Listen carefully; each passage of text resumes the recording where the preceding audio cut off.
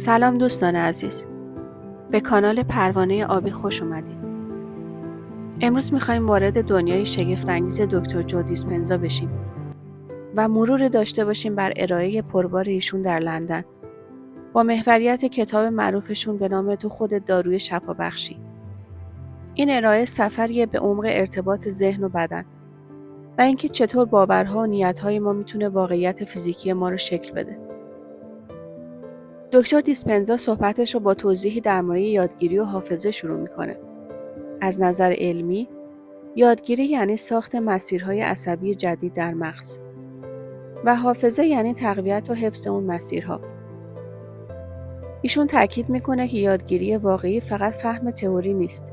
باید اون دانش رو به کار بگیریم، وارد زندگیمون کنیم و ازش تجربیات تازه‌ای بسازیم. اون زمانه که دانش تبدیل میشه به خرد درونی، جایی که ذهن و بدن با هم هماهنگ میشن و آگاهی به سطح بالاتری میرسه. یکی از پیام‌های اصلی دیسپنزا قدرت درونی انسان هاست. اون با شور و حرارت میگه که هر کدوم از ما توانایی بهبود و تغییر داریم. نه فقط در سطح روان، بلکه در سطح فیزیکی بدن. به گفته ایشون، اثر پلاسبو یا دارونما یکی از قوی‌ترین شواهد این حرفه. خیلی‌ها تنها با قدرت باور و بدون مصرف داروهای واقعی از بیماری‌های سخت نجات پیدا کردن. این یعنی ذهن ما میتونه تغییرات واقعی در بدن ایجاد کنه. اما چطور؟ دیسپنزا میگه برای تغییر واقعیت بیرونی اول باید شخصیت خودمون رو تغییر بدیم. شخصیت مجموعه‌ای از افکار، رفتارها و احساسات تکراری ماست. تا وقتی که این الگوها همونطور باقی بمونن، زندگیمون هم همونطور باقی میمونه و هیچ تغییری نمیکنه.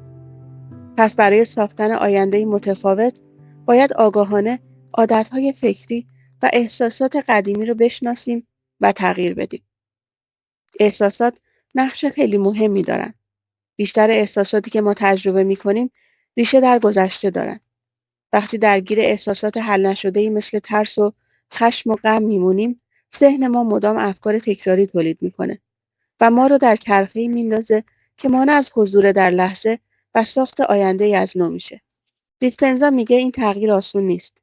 بیرون اومدن از منطقه امن، شکستن عادتهای قدیمی و مواجهه با احساسات ناآشنا ممکنه ناراحت کننده باشه. اما این ناراحتی بخش ضروری از مسیر رشد و شفاست. در این مسیر یکی از ابزارهای کلیدی قدردانیه.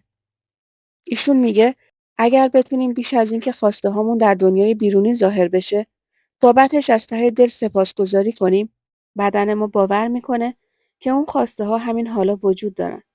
این احساس سیگنال قدرتمندی به جهان میفرسته و فرایند تحقق رو تسریع میکنه. یکی از ایده های اصلی ایشون زندگی در لحظه حاله. وقتی شما در لحظه حال زندگی میکنید، یعنی وارد دنیای برنامه ریزی شده نشده اید. دیسپنزا میگه تنها زمانی میتونیم خودمون رو از گذشته و ترس‌های آینده رها کنیم که تمام تمرکزمون رو بیاریم به لحظه حال. در این حضور ذهنی میتونیم افکار و احساساتمون رو بدون قضاوت ببینیم، بفهمیم و در صورت لزوم تغییر بدیم. یکی از ابزارهای قوی برای این کار مدیتیشنه. دکتر دیسپنزا مدیتیشن رو راهی برای آشنایی عمیق با ذهن ناخودآگاه میدونه. جایی که عادتها و واکنش‌های اتوماتیک ما پنهان میشه. با تمرینات مداوم میتونیم اون صداهای همیشگی ذهنی رو ساکت کنیم. به آگاهی‌های عمیق‌تر دست پیدا کنیم و مسیرهای عصبی جدیدی بسازیم که با خواسته‌هامون هماهنگی داشته باشن. در نهایت پیام دکتر دیسپنزا اینه: هر کدوم از ما میتونیم خالق زندگی خودمون باشیم. با شناخت قدرت باور، با درک ارتباط بین فکر، احساس و بدن و با ابزارهایی مثل مدیتیشن و قدردانی میتونیم گذشته رو پشت سر بگذاریم و آینده جدیدی بسازیم. او از ما دعوت میکنه که از نقش قربانی بیرون بیایم و تبدیل بشیم به معمار آگاه زندگیمون. چون تمام قدرت در درون ماست. بدرود.